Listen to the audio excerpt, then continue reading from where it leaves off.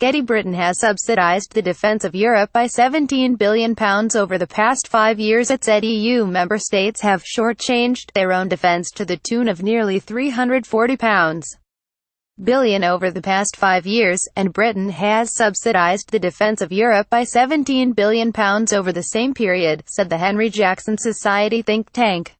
Its report, What the European Union Owes the United Kingdom, said the UK's contribution to continent-wide defence should be taken into account in the Brexit negotiations over the divorce bill. The last week, Theresa May struck a preliminary Brexit deal with the EU with a divorce bill of about £39 billion to be paid over several years. Britain has effectively subsidised the security and defence of the European mainland by an extra £17 billion from £20,122,016 HJS report. But last month the European Commission's chief Brexit negotiator, Michel Barnier, infuriated many MPs by claiming that Britain was abandoned the EU's fight against Islamic State, despite RAF jets having carried out nearly 1,700 airstrikes against ISIS positions in Syria and Iraq. The EU's leadership is also committed to creating an EU army, a development the UK has resisted. Britain sees the transatlantic NATO alliance, whose members include 21 EU states, as the cornerstone of its defence.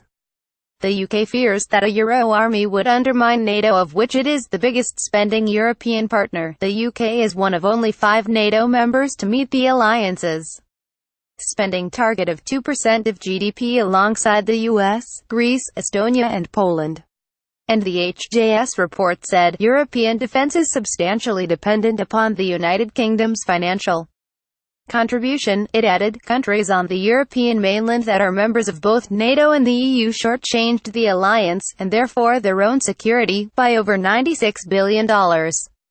£72 billion in 2016, and in total by $451 billion, £338 billion over the past 5-year period, $20,122,016. The report said that over that same period the UK had spent £213 billion, or just under a third of spending by countries that are members of both the EU and NATO. GETTYBritain jets carried out nearly 1,700 airstrikes against ISIS positions in Syria and Iraq. He added, Britain has effectively subsidised the security and defence of the European mainland by an extra $23.9 billion, £17 billion from $20,122,016. The HJS said that EU states that are also members of NATO which failed to meet the alliance's 2% target and include wealthy Germany, Italy, Spain and France.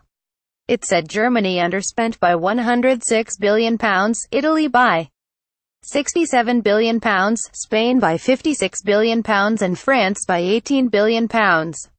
Italy and Spain had underspent their NATO target by around half, said the HJS. The UK is one of the few NATO members to meet the alliance's spending target of 2% of GDP. It added, at a time when the government is in detailed financial negotiations with the EU.